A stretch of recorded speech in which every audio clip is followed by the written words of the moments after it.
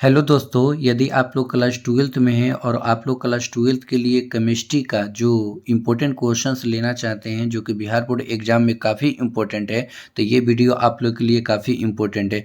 क्योंकि इस वीडियो में हम आप लोग को इलेक्ट्रोकेमिस्ट्री के जितने भी प्रकार के जो वीवीआई क्वेश्चंस है वो सारे क्वेश्चनों को बताने वाले हैं। आप लोग इन सारे क्वेश्चनों को अच्छे से अध्ययन करके और कॉपी पर लिख करके बिहार बोर्ड के एग्जाम में अच्छे नंबर ला सकते हैं। तो चलिए हम आप लोग को इस प्रकार के जो वीडियो है इसमें काफ़ी सारे क्वेश्चनों को बताने वाले हैं जो कि शॉर्ट क्वेश्चंस है, 2 मार्क्स का क्वेश्चंस है। आप लोग इन सारे क्वेश्चनों को अच्छे से अध्ययन करके कॉपी पर उतार करके याद करके बोर्ड में अच्छे नंबर ला सकते हैं। तो चलिए हम आप लोग को ना ये पहला क्वेश्चंस बता रहे हैं। देखिए पहला क्वेश्चन कह रहा है कि प्राथमिक सेल किसे कहते हैं। ठीक है, हम लोग का सेल आप लोग जानते हैं कि सेल जनरली हम लोग 2 प्रकार का यूज करते हैं, एक प्राथमिक सेल और दूसरा क्या करते हैं, द्वितीयक सेल। कभी कभी हम लोग ईंधन सेल का भी क्या करते हैं, हम लोग प्रयोग करते हैं। ठीक है, तो इस प्रकार से हम लोग ना अभी प्राथमिक सेल के बारे में अध्ययन करेंगे। तो देखिए प्राथमिक सेल क्या कर रहे हैं, वो ऐसा सेल जिसमें होने वाली रासायनिक अभिक्रिया केवल एक बार होती है। ठीक है, यानी बार बार नहीं होती तथा उससे पुनः आवेशित नहीं किया जा सकता है, यानी रिचार्ज नहीं हो सकता है, उसे क्या कहते हैं, प्राथमिक सेल कहते हैं। जैसा ऐसा आप लोग समझ लीजिए कि वैसा सेल होना चाहिए जिसका उपयोग एक बार ही केवल हम लोग कर रहे हैं, दोबारा उसका उपयोग हम लोग नहीं कर सकते हैं, यानी दोबारा रिचार्ज उसको नहीं कर सकते हैं, चार्ज नहीं कर सकते हैं, उसे हम लोग क्या कहते हैं, प्राथमिक सेल कहते हैं। ठीक है, जैसे आप लोग देखे होंगे कि जो इस प्रकार से इसका उदाहरण देख लीजिए, जैसे ड्राई सेल हो जाएगा, मरकरी सेल हो जाएगा, या फिर घड़ी में जो लगने वाला छोटा सा सेल होता है, या फिर टॉर्च में लगने वाला जो सेल होता है, वह सब एक बार यूज होने के बाद दोबारा चार्ज नहीं कर सकते हैं उसको। ठीक है, तो याद रखिएगा सेल चाहे छोटा हो चाहे बड़ा हो उससे मतलब नहीं है।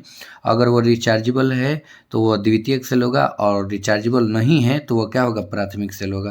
तो आप लोग इसको अच्छे से ध्यान रखिएगा। ठीक है, और फिर एक यहाँ पर देखिएगा, यह सेल एक बार उपयोग के बाद समाप्त हो जाता है ना, दोबारा उसे यूज में नहीं ला सकते हैं। तो इस प्रकार से ये प्राथमिक सेल का आंसर आप लोग अच्छे से अध्ययन कर लीजिएगा। चलिए क्वेश्चन नंबर 2 पर हम चलते हैं। इसके उदाहरण भी आप लोग देख लिए, ड्राई सेल और मरकरी सेल, जैसे में लिख लीजिएगा। अब देखिए द्वितीयक सेल किसे कहते हैं, ठीक उसी के जैसा है जिसको हम लोग सेकेंडरी सेल कहते हैं।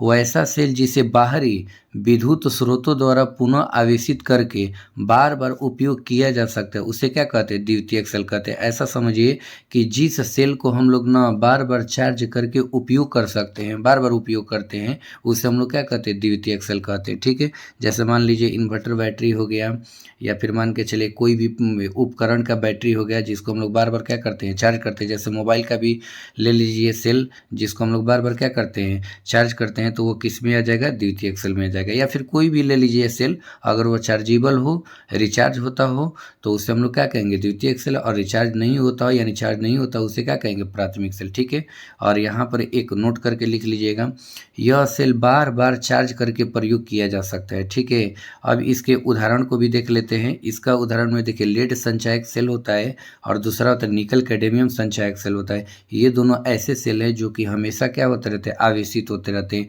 एक बार अगर उनका आवेश खत्म हो गया, चार्ज खत्म हो गया, तब पुनः उससे हम लोग चार्ज कर सकते हैं ना। तो इस प्रकार से ये दोनों क्वेश्चन को अच्छे से आप लोग अध्ययन कर लीजिएगा। अब चलते हैं हम लोग क्वेश्चन नंबर 3 पर। देखिए क्वेश्चन नंबर 3 करें कि वैद्युत अपघटन से आप क्या समझते हैं। ठीक है, तो देखिए वैद्युत अपघटन का हम लोग टॉपिक डाल देंगे। अब इसको समझिए, किसी यौगिक की द्रवित अवस्था या विलयन की अवस्था में विद्युत, यहाँ पर विद्युत कर लीजिएगा, विद्युत धारा प्रवाहित करके, ठीक है, विद्युत धारा प्रवाहित करके कर दीजिए, यौगिक को अपघटित करने की प्रक्रिया को ही क्या कहते हैं, वैद्युत अपघटन कहते हैं या फिर विद्युत अपघटन कहते हैं ना। आप याद रखिएगा कि अगर कोई भी पदार्थ है द्रवित अवस्था या विलयन की अवस्था, जैसे मान लीजिए NaCl है, ठीक है, इसमें अगर हम लोग विद्युत धारा को प्रवाहित करते हैं तो ये किस में टूटेगा, Na प्लस में और Cl माइनस में। इसी घटना को हम लोग कहते हैं वैद्युत अपघटन, यानी विद्युत के द्वारा किसी यौगिक को तोड़ देना। इसके एग्जाम्पल को भी देख लेते हैं। जैसे देखिए यहाँ पर NaCl है, इसमें विद्युत धारा, यहाँ पर लिख लीजिएगा विद्युत धारा। ठीक है, यहाँ पर क्या लिख लीजिएगा, विद्युत धारा, थोड़ा रिएक्शन का चिन्ह बड़ा कर लीजिएगा। विद्युत धारा को प्रवाहित करेंगे तो Na प्लस और Cl माइनस में टूट जाता है। इसी घटना को हम लोग कहते हैं वैद्युत अपघटन। अब चलिए चलते हैं अगले क्वेश्चन पर। देखिए अगला क्वेश्चन बहुत ही इंपॉर्टेंट है। अगला क्वेश्चन क्या है, देखिए लवर सेतु क्या है, इसके उपयोगों को लिखे। दोनों अलग अलग क्वेश्चन से लवर सेतु का उपयोग भी पूछ सकता है या फिर सिर्फ लवर सेतु भी पूछ सकता है। तो चलिए इसको हम लोग देख लेते हैं। देखिए लवर सेतु यू आकार की कांच की एक नली होती है। ठीक है, यू आकार की ऐसी एक कांच की नली, या फिर ऐसे भी आप लोग बना सकते हैं ना, कांच की क्या होती है, एक नली होती है जिसमें KCl यानी पोटेशियम क्लोराइड KNO3 यानी सोडियम नाइट्रेट जैसे निष्क्रिय इलेक्ट्रोलाइट का विलयन भरा होता है, ठीक है ना। जो यू आकार की नली होती है इसमें KCl का या फिर पोटेशियम नाइट्रेट का क्या होता है, विलयन भरा होता है, ठीक है। यह विद्युत रासायनिक सेल में दोनों अर्धसेलों को जोड़ने का काम करता है। जैसा कि आप लोग जानते हैं कि जैसे ये मान लीजिए हम लोग विद्युत रासायनिक सेल बना रहे हैं, ठीक है, तो इन दोनों को जोड़ने का काम कौन करता है, ये देखिए, ये जो जोड़ेगा, ठीक है, इसको ऐसे हम बना देते, देखिए ये मान लीजिए हो गया, ठीक है, और इसको जो जोड़ने का काम करता है ये क्या होता है, लवण सेतु होता है, ठीक है। इस प्रकार से ये होता है, इसको ध्यान रखिएगा। इसी में ना हम लोग का KCl यानी NO3 का जो लिक्विड होता है वो भरा होता है, ठीक है। तो आप लोग इसको अच्छे से ध्यान में देख लीजिएगा ना। हम इसका पूरा वीडियो हम बनाए हैं इलेक्ट्रोलाइट का विद्युत रासायनिक सेल में, इलेक्ट्रोकेमिकल सेल का, आप लोग उसको जाकर के अच्छे से देख सकते हैं ना। तो इसमें देखिए KCl या पोटेशियम नाइट्रेट का निष्क्रिय विलयन क्या होता है, भरा होता है, और यह विद्युत रासायनिक सेल के दोनों अर्धसेलों को क्या करता है, जोड़ता है तथा आयनों को गमन करने में सहायता करता है, लेकिन परंतु दोनों विलयनों को आपस में मिलने नहीं देता है ना। ये पूरा प्रोसेस आप लोग को समझा देते हैं। देखिए सबसे पहले लवण सेतु क्या होता है, यू आकार की एक नली होता है ना। अब ये क्या करता है, देखिए जैसे विद्युत रासायनिक सेल अगर हम बनाते हैं, ये दो अर्धसेल हो गया, एक ये और एक ये, इन दोनों को क्या करता है, इन दोनों को ये जोड़ता है, ठीक है, इन दोनों को ये क्या करता है, ये जोड़ता है, और यही हम लोग का क्या है, लवण सेतु है। इसी में क्या होता है, KCl का या फिर KNO3 का जो विलयन होता है भरा होता है। ये एक और इधर की ओर गमन होते हैं इसके आयन, और एक और इधर की ओर, लेकिन ये दोनों विलयन आपस में मिलते नहीं है, यही ये इस चीज में कह रहा है। तो दोनों अर्धसेलों को जोड़ता है तथा आयनों का गमन करने में सहायता करता है, लेकिन आपस में मिलने नहीं देता है, ठीक है। इसका फुल डायग्राम वाला हम बनाए हैं वीडियो, आप लोग उसको देख लीजिएगा ना। ये है लवण सेतु। अब देखिए ये लवण सेतु के उपयोग को आप लोग देख लीजिए और अच्छे से समझ में। देखिए ये परिपथ को पूर्ण करके एक विलयन से दूसरे विलयन में विद्युत धारा को क्या करता है, प्रवाहित करता है। देखिए लवण सेतु की वजह से परिपथ पूरा होता है और उसमें एक विलयन से दूसरे विलयन में विद्युत धारा प्रवाहित करके आयनों का हम लोग गमन करते हैं ना। दूसरा है या एक अर्धसेल से दूसरे अर्धसेल में आयनों का क्या करता है, गमन करता है, क्योंकि ये परिपथ क्या होता है, परिपूर्ण होता है। और तीसरा है कि यह दोनों अर्धसेलों में विद्युत उदासीनता को क्या करता है, बनाए रखता है। जितना मान के चलिए आयन इधर जाते हैं, मान लीजिए प्लस के रूप में, उतना ही इधर जाते हैं कितने, माइनस के रूप में, और ये प्लस माइनस के हिसाब से ये दोनों क्या होते हैं, विद्युत उदासीनता को बनाए रखते हैं। यानी किसी भी अर्धसेल में ना ही प्लस वाले की संख्या ज़्यादा होती है और ना ही माइनस वाले की, दोनों न्यूट्रल होता है, इसलिए इसे हम लोग बोलते हैं कि विद्युत उदासीनता को क्या करता है, बनाए रखता है। तो आप लोग इसको अच्छे से याद रखिएगा, बहुत ही इंपॉर्टेंट क्वेश्चन है।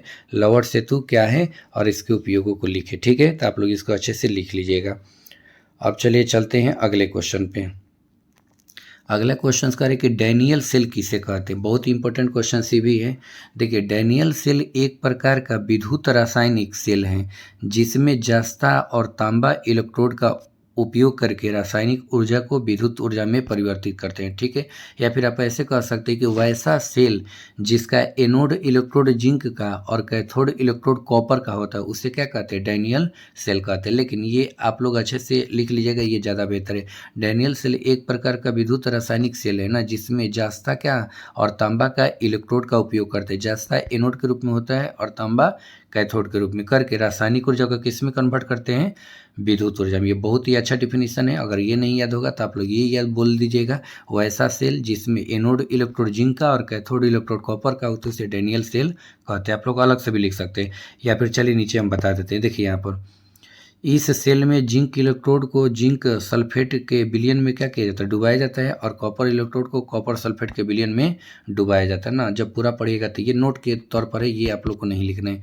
अब देखिए दोनों विलयनों को लवण सेतु द्वारा क्या किया जाता है, जोड़ा जाता है, जैसा कि ऊपर वाले हम क्वेश्चंस में बताए थे, ठीक है।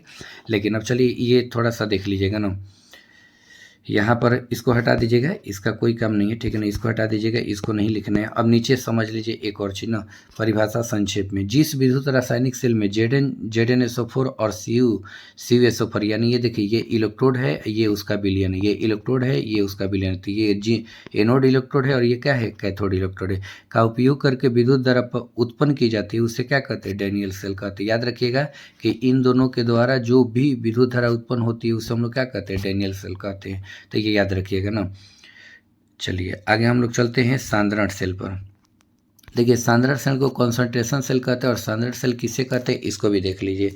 सांद्रण सेल वह विद्युत यानी सांद्रण सेल वह विद्युत रासायनिक सेल होता है जिसमें दोनों इलेक्ट्रोड समान धातु के होते हैं, लेकिन इलेक्ट्रोलाइट विलयन की सांद्रता क्या होती है, अलग अलग होती है। आप लोग इसको संक्षेप में ऐसे भी बोल सकते हैं, वैसा सेल जिसके दोनों इलेक्ट्रोड समान होते हैं, यानी कैथोड और एनोड दोनों क्या होते हैं, समान होते हैं, परंतु उनकी जो सांद्रता होती है वो क्या होती है, अलग अलग होती है, उसे कहते हैं सांद्रण सेल। ऐसे भी आप लोग लिख सकते हैं, नहीं तो ये बहुत ही अच्छा है डिफिनेशन, इसको आप लोग लिख लीजिए। अब देखिए संक्षेप में लिखें, जिस सेल में समान इलेक्ट्रोड हो परंतु इलेक्ट्रोलाइट की सांद्रता क्या होती है, अलग अलग हो, उसे सांद्रण सेल कहते हैं। जैसे आप लोग को हम दिखा देते हैं, देखिए एक सेल है, ये एक सेल हम लोग बनाए हैं, ये एनोड है और ये क्या है, कैथोड है, ठीक है। ये दोनों के दोनों इलेक्ट्रोड देखिए क्या है, सेम है, लेकिन इसकी सांद्रता देखिए, इसमें जिंक सल्फेट है, इसमें जिंक सल्फेट, लेकिन इसकी सांद्रता मान लीजिए C1 है, यानी मान लीजिए 1m हो सकता है, और इसकी सांद्रता क्या है, C2 है, मान लीजिए 2m है, तो इसकी सांद्रता क्या हो गई, अलग अलग, लेकिन इसका इलेक्ट्रोड क्या है, सेम है। तो ऐसे चीज़ों को हम लोग बोलते हैं सांद्रण सेल। तो इस प्रकार से इसको भी आप लोग अलग से लिख सकते हैं ना। यहाँ पर देखिए एक नोट है, यहाँ दोनों इलेक्ट्रोड जिंक है, लेकिन विलयन की सांद्रता क्या है, C1 और C2, जो कि यहीं अलग अलग होता है। एक लास्ट क्वेश्चन हम आप लोग को बता देते हैं, और लास्ट क्वेश्चन ये है कि ड्राई सेल, जिसको हम लोग सूखा सेल भी कहते हैं, वो किसे कहते हैं। चलिए इसको भी देख लेते हैं, बहुत ही इंपॉर्टेंट क्वेश्चन ये भी है।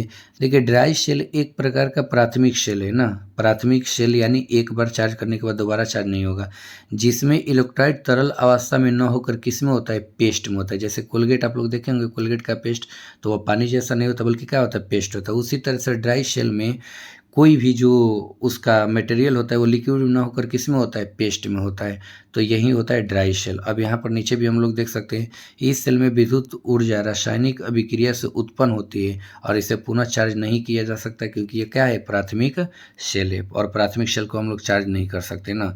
अब यहाँ पर देख लीजिए, थोड़ा सा कुछ चीज़ें लिखें इसके भाग। अच्छा इसके भाग को छोड़ दीजिएगा, इसका कोई काम नहीं है, ठीक है। इसके उपयोग को भले लिख लीजिएगा। देखिए इसका उपयोग किस में करते हैं, टॉर्च में करते हैं, रिमोट में करते हैं, घड़ी में करते हैं, खिलौना में करते हैं, इत्यादि इस सब में करते हैं। और संक्षेप में परिभाषा इसका चाहिए तो लिख लीजिएगा, जिस प्राथमिक सेल में इलेक्ट्रोलाइट पेस्ट के रूप में होता है उसे क्या कहते हैं, ड्राई सेल कहते हैं। सिंपल सा है, ये लिख लीजिएगा, और लिखने के बाद ये एग्जाम्पल दे दीजिएगा, ठीक है। ये एग्जाम्पल बहुत ही ये इंपॉर्टेंट क्वेश्चंस हो जाएगा, ठीक है। तो इस प्रकार से हम ये सारे के सारे क्वेश्चनों को आप लोग को बता दिए, और आप लोग क्या कीजिएगा, इन सारे क्वेश्चनों को अच्छे से याद करके बहुत ही अच्छे से आप लोग इन क्वेश्चनों के द्वारा अच्छा रिजल्ट ला सकते हैं। यदि आप लोग बिहार बोर्ड क्लास 12th में हैं और आप लोग 2027 में एग्ज़ाम देना चाहते हैं, तो ये क्वेश्चंस इलेक्ट्रोकेमिस्ट्री का बहुत ही इंपॉर्टेंट है। आप लोग इन सारे क्वेश्चनों को अच्छे से बार बार पढ़िएगा, ताकि आप लोग का नंबर अच्छा से आ पाए। तो चलिए मिलते हैं अगले वीडियो में, आज के लिए इतना ही, थैंक्स।